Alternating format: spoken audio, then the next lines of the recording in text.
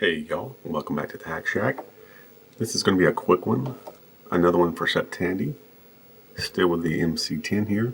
In the last video you saw that it did kind of prove that it worked, and now I wanted to see about getting some external programs on here. Now, we have the cassette port here, but I don't have a cassette cable, and I do not have a tape drive for this thing, but I got to looking around, and I did have a 5-pin DIN that'll fit that cassette connector.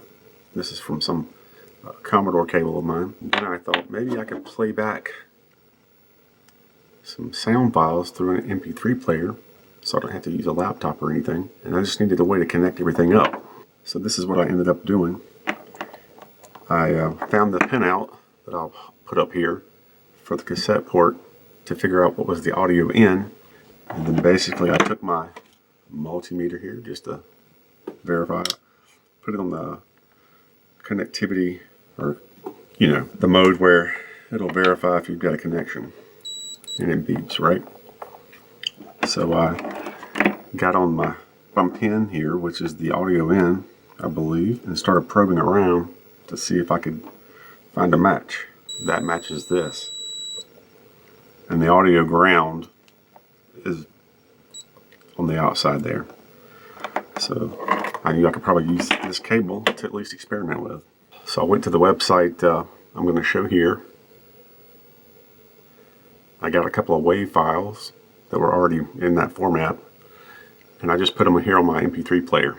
So a quick note right here I wanted to mention, in the previous video I'd asked if anyone knew the program that was needed to convert from C10 to WAV files, and it's actually looks like this one that's within the emulator package, and it's called C10 to WAV. And with it you just browse to the C10 file you're looking for, and you don't really hit apply or anything. As soon as you hit it, it actually shows up in the same, right there, it shows up in the directory.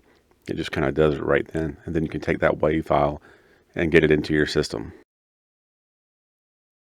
Again, you could, anything that could play the sound back, you could use a laptop or desktop or whatever, but I figured this might be kind of neat because it's small and I could kind of keep it with it and wouldn't have to mess with my laptop or something if I ever wanted to goof around with some games, or I could keep some on here. And this doesn't get as much use as it used to, so I don't mind if it's semi-dedicated to this task. So anyway, I got those files on here. I'm going to plug this in like this. Now, ideally, probably want to make sure these other cables don't do anything, but I'll just kind of let them hang there. So how to get this to my Sansa? I went to my junk pile and found this adapter, which takes the 1/8 and gives you the RCA breakouts, right? So just plug that in like that. Take this yellow into here, and in theory this should let us work. So now let's turn on the TRS-80. Here we go. This is running rockbox, and I will show you. I've got under files here, I've got a little folder I put on here called MC-10, and I'm going to use the I'm just going to pick the breakout file there. So here's what I'm going to do. I'm going to wait. I'm going to type cload on the machine here. I'm going to hit enter. I'm going to wake this back up, and I'm going to hit play on here. And now on the screen you should see that it's got breakout there. Let that load up.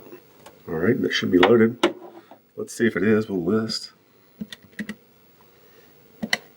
Oh, looks like it's in there. Let's try to run it.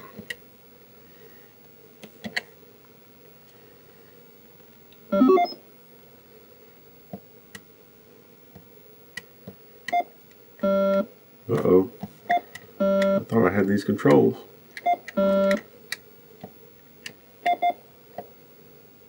Okay, it's W and Z. So you can see This works okay. Now I've tried it with some different programs, but this is the basic gist of it. Now if it's a machine language program, you have to use the I think C-load M and the exec to load it. That's where I had exec wrong in the first video there. I'd gotten mixed up reading some different things about different programs to load.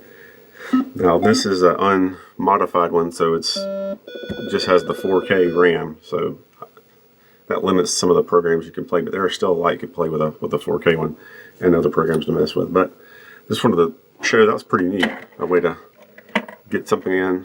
And I don't even have the right cable technically. If you've got an old VIC cable around or old Commodore cable, verify the pinout.